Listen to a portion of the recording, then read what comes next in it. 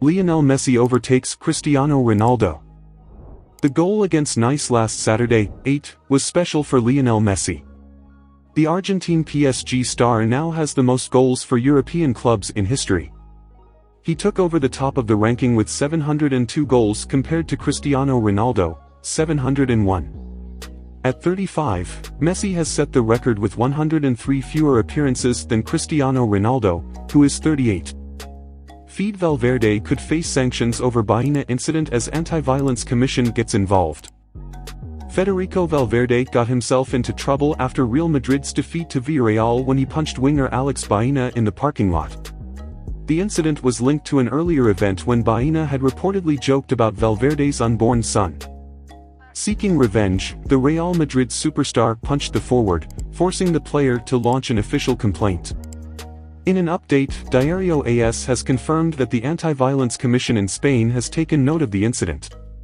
The committee will meet next Monday and will analyze the alleged assault.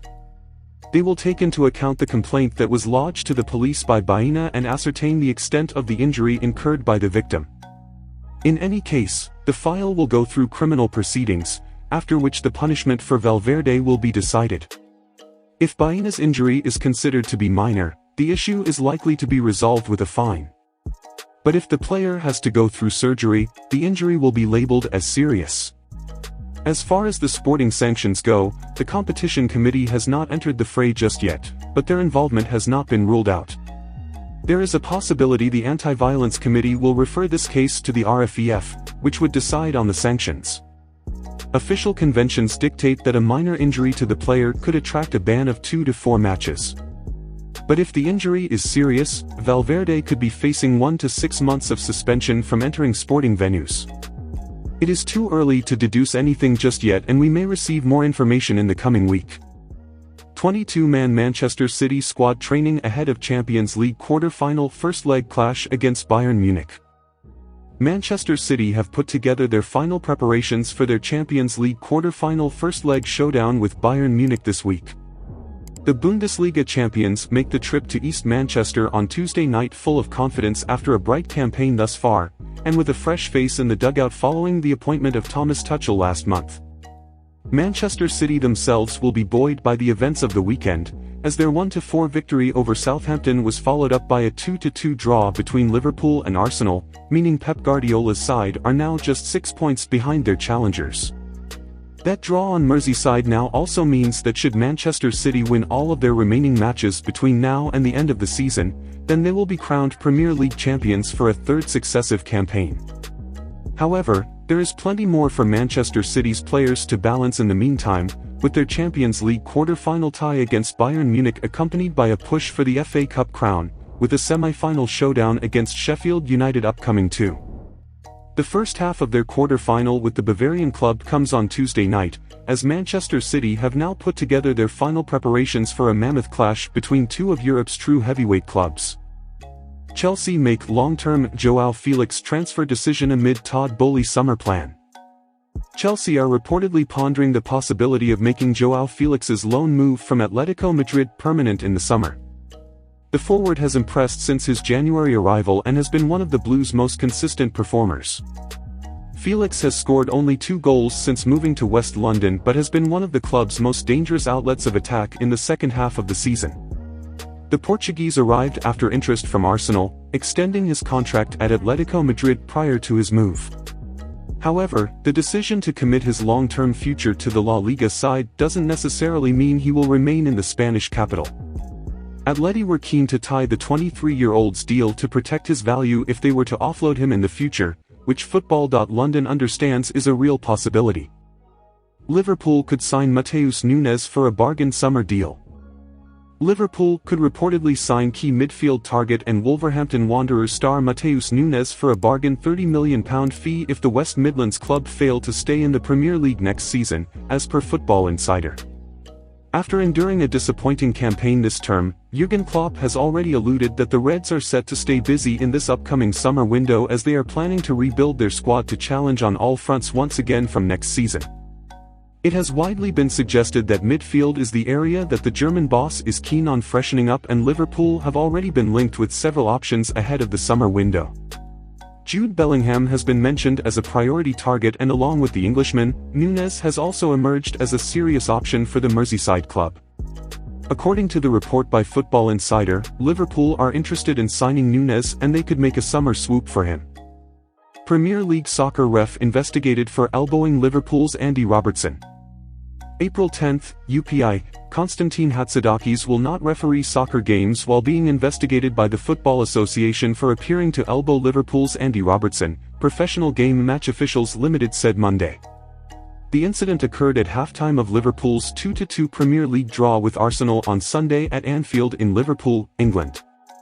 PGMOL will not be appointing Konstantin Hatzidakis to fixtures in any of the competition it serves whilst the Football Association investigates the incident involving the assistant referee and Liverpool defender Andrew Robertson at Anfield, PGMOL said in a statement.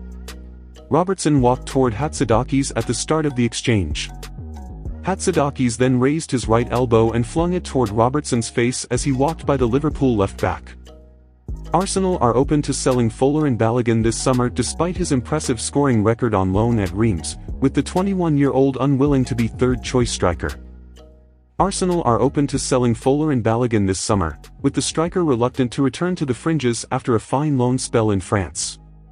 Balogun has spent this season at Stade de Reims, scoring 18 goals in Ligue 1, one fewer than Kylian Mbappé and more than both Neymar and Kylian Mbappé. The 21-year-old is due back in North London in the summer but faces being behind both Gabriel Jesus and Eddie Nketiah in the Arsenal pecking order. Balogun has 2 years left on his current deal and sources insist all options remain on the table. The striker remains in regular contact with Arsenal's loan manager Ben Napper. Napoli uncertain over Osimhen's complete recovery ahead of AC Milan UCL tie. April 10, Napoli's star forward, Victor Osimhen, remains uncertain to feature in their upcoming UEFA Champions League match against AC Milan. The Nigerian striker's complete recuperation is not certain, having trained independently from the squad and in the gym. The Naples-based team will visit San Siro Stadium to avenge their defeat to the Red and Blacks in the domestic league fixture on Wednesday. However, Osimhen has already missed 2 games for Napoli, against AC Milan and US Lecce, owing to discomfort in his left abductor since returning from the international break duties for the Super Eagles of Nigeria.